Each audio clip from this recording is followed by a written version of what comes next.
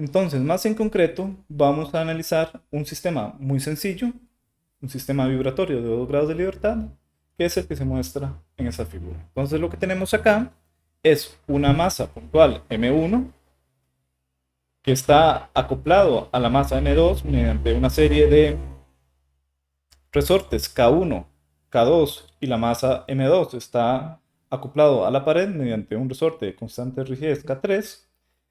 Y este sistema fácilmente se puede deducir que es un sistema de 2 grados de libertad porque yo necesito definir la posición de M1 y M2 para que el sistema esté unívocamente representado.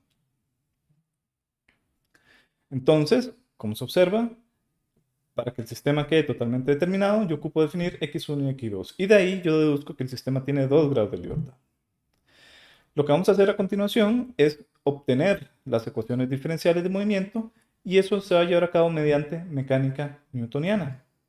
Entonces lo que hacemos es plantear diagramas de cuerpo libre y los diagramas cinéticos. Entonces, este es mi sistema físico. Yo lo que tengo aquí a la derecha es el diagrama de cuerpo libre de la masa M1. Y lo que voy a hacer es colocar las fuerzas externas y las fuerzas inerciales.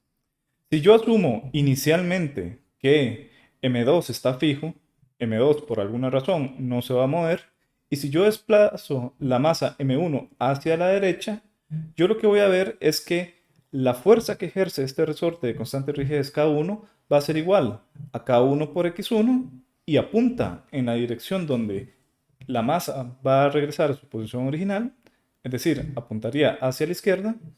Y, de nuevo, repito, si M2 está completamente fija, si M1 se desplaza hacia la derecha, lo que va a experimentar va a ser una fuerza que actúa hacia la izquierda y que va a ser proporcional a K2 y a X1. Pero ahora bien, si ahora a M2 se le permite desplazarse hacia la derecha, pues resulta que la fuerza que actúa sobre M1 va a ser igual a K2 por la diferencia de X1 y X2. En resumen, entonces, la fuerza que actúa sobre M1 va a ser igual a K2 multiplicado por X1 menos X2. Y esta suma de fuerzas externas, la segunda ley de Newton, lo que me dice es que va a ser igual a la fuerza inercial, que en este caso es M1, X1, 2 puntos. De esta forma, entonces, cuando planteamos ya matemáticamente la segunda ley de Newton, lo que vamos a tener es que la suma de las fuerzas externas va a ser igual a M1x1. Entonces lo que vamos a tener aquí va a ser menos K1x1 menos K2 por x1 menos x2 va a ser igual a M1x1 2 puntos. Si ustedes hacen eso en papel y luego reacomodan un poco los términos, se darán cuenta que la ecuación resultante va a ser M1 x1 2 puntos más K2 por x1 menos x2 más K1 por x1 igual a 0. Y ahora yo podría hacer lo mismo para la masa M2. Entonces de nuevo tenemos el sistema físico y planteamos el mismo razonamiento que en el caso anterior. Nos concentramos en la masa M2, vamos a asumir inicialmente que M1 no se mueve y vamos a hacer que M2 experimente un desplazamiento de X2 hacia la derecha. Lo que vamos a descubrir es que este resorte de constante K3 le va a ejercer una fuerza hacia la izquierda a M2 que va a ser proporcional a K3 por X2. Y a medida que M2 se desplace hacia la derecha, este resorte va a ejercer una fuerza M2 que va a tratar de llevárselo a su posición original, es decir, va a ejercer una fuerza hacia la izquierda que va a ser igual a K2 por X2. Pero si ahora se le permite a la masa M1 también desplazarse, pues la fuerza que va a ejercer este resorte sobre M2 va a ser igual a K2 por la diferencia relativa entre X2 y X1. Es decir, la fuerza que va a ejercer sobre M2 va a ser K2 por X2 menos X1. Y la suma de estas fuerzas externas va a ser igual a M2 por X2 2 puntos. Nuevamente, aplicamos la ley de Newton. Aquí lo que nos va a quedar es menos K2 por X2 menos X1 menos K3 por X2 igual a M2 X2 2 puntos. Si ustedes lo escriben en el papel y reacomodan un poco la ecuación, se darán cuenta que la ecuación resultante va a ser M2, X2, dos puntos, más K2 por X2 menos X1, más K3 por X2 igual a 0. Así entonces se llega al siguiente sistema de ecuaciones diferenciales, que son las mismas ecuaciones que describí anteriormente. Y ahora lo que vamos a hacer es representar matricialmente este sistema de ecuaciones. ¿Ok? Entonces, la forma de expresar esto en forma de matriz en realidad es bastante simple. Lo que vamos a hacer es escribir el vector x1 dos puntos, x2 dos puntos, y aquí lo que vamos a tener es una matriz. Y la forma de ir añadiendo estos términos va a ser el siguiente. Nos vamos a la primera ecuación, nos preguntamos cuál es el término que acompaña a x1 dos puntos, y vemos que el término que acompaña a x1 dos puntos es m1. Y así entonces escribimos aquí m1. Regresamos a la primera ecuación, nos preguntamos cuál es el término que acompaña a x2 dos puntos, y vemos que tan siquiera aparece x2 dos puntos. Eso significa que el término que acompaña a x2 dos puntos va a ser 0. Y ponemos acá un 0. Ahora nos vamos a la segunda ecuación. Nos olvidamos momentáneamente la primera, nos concentramos en la primera y decimos, bueno, ¿cuál es el término que acompaña a x1 dos puntos? Y vemos que tan siquiera existe x1 dos puntos en la segunda ecuación. Eso significa que lo que acompaña a x1 dos puntos va a ser 0. Nos regresamos a la segunda ecuación, nos preguntamos qué es lo que acompaña a x2 dos puntos y vemos que el resultado, o mejor dicho, vemos que lo que acompaña a x2 dos puntos va a ser m2. Y escribimos aquí m2. Así entonces ya tendríamos esta primera matriz que tenemos acá. De aquí uno podría aprovechar para hacer la siguiente observación. Si yo lo que tengo es un sistema de dos ecuaciones diferenciales, esta matriz va a ser 2 por 2. Si yo lo que tengo es un sistema de tres ecuaciones diferenciales, lo que voy a tener aquí es un sistema 3 por 3 y así en lo sucesivo. Ahora viene esta otra parte de la ecuación matricial. Acá lo que voy a hacer es, primeramente, escribir x1 y x2 en forma de vector columna. Y lo que hacemos es algo parecido a lo que hicimos para el caso de las masas. Nos vamos a la primera ecuación, vemos qué es lo que acompaña a x1. Entonces vean que si yo factorizo x1 acá, lo que me va a quedar es x1 multiplicado por paréntesis k2 más k1, de tal forma que lo que acompaña a x1 va a ser k2 más k1, que es lo que yo añado aquí en esta primera entrada de la matriz.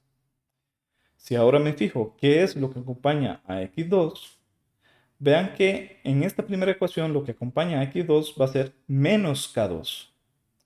Por lo tanto, escribo aquí menos k2. Ahora me voy a la segunda ecuación diferencial. ¿Qué es lo que acompaña a x1? Vean que el único término de x1 va a venir multiplicado por k2. Y como aquí viene un signo menos, entonces lo que iría en esta entrada de la matriz va a ser menos k2. Y ahora me pregunto, ¿qué es lo que acompaña a x2? Vean que la respuesta sería k2 más k3. Y es lo que escribo acá, k2 más k3. Y eso va a estar igualado a este vector de ceros. Entonces, resumiendo, lo que vamos a obtener es una ecuación matricial que va a estar representada de la siguiente forma. M mayúscula en negrita para indicar que es una matriz que se conoce como matriz de masa, por x2 dos puntos, perdón, x dos puntos en negrita para hacer referencia que es un vector, más k mayúscula en negrita para que se entienda que es una matriz de rigidez, multiplicado por el vector x en negrita para hacer referencia y que se entienda que es un vector. Y aquí del lado derecho, 0 en negrita para que se entienda que se trata de un arreglo con elementos 0. A partir de esta ecuación matricial, lo que se hace es proponer una solución al sistema que tiene la siguiente forma. Este vector x minúscula va a ser el vector que contienen x1 y x2. Este va a ser igual a x mayúscula, que va a ser un vector de desplazamientos o de amplitudes, por e a la st, donde este es un número complejo. Entonces lo que hacemos es derivar dos veces. Aquí tenemos la primera derivada. Vean que este vector x mayúscula en negrita es constante, entonces no juega en la derivación. Y aquí los dos puntos va a ser volver a derivar este primer término. Y así obtenemos s cuadrado por x mayúscula en negrita por e a la st. Y lo que hacemos es sustituir en esta ecuación matricial y obtenemos la siguiente ecuación. S cuadrado por m mayúscula en negrita más k mayúscula en negrita por vector de amplitudes e a la st igual a 0. Entonces, para que el sistema tenga una solución no trivial, este factor no puede ser 0. Por lo tanto, la única forma en que esta ecuación se satisfaga es que el término o los términos que están entre paréntesis, ese sea lo que sea igual a 0. ¿Ok? Ahora, como m mayúscula y k mayúscula son matrices positivas definidas, esto lo que significa es que los autovalores de estas matrices son todos positivos. La única manera en que esto tenga sentido es que ese cuadrado pueda tomar valores negativos. Entonces, decimos que ese cuadrado va a ser igual a menos omega cuadrado. Y al tratarse de un sistema de ecuaciones, este va a tener una solución no trivial si se cumple que el determinante de la matriz K menos omega cuadrado por la matriz M, este determinante sea igual a 0. Entonces, los valores de omega que satisfacen esta ecuación corresponden a las frecuencias naturales del sistema y los autovectores son los modos de vibración. Entonces, vean que cuando uno se mete ya con sistemas de 2 grados de libertad, uno ya comienza a hablar de sistemas de más de una frecuencia natural. Y no solo eso, sino que se introduce un concepto muy importante que es el de modo de vibración. ¿Ok? Pero recuerden, si mi sistema tiene dos ecuaciones diferenciales, voy a tener dos frecuencias naturales. Si mi sistema se escribe mediante 5 ecuaciones diferenciales porque tiene 5 grados de libertad, entonces el sistema va a tener 5 frecuencias naturales y así sucesivamente. Puede darse el caso en que una frecuencia natural sea 0. Eso lo que significa es que tiene un modo se conoce como modo de cuerpo rígido. O sea, no está asociado a ninguna oscilación.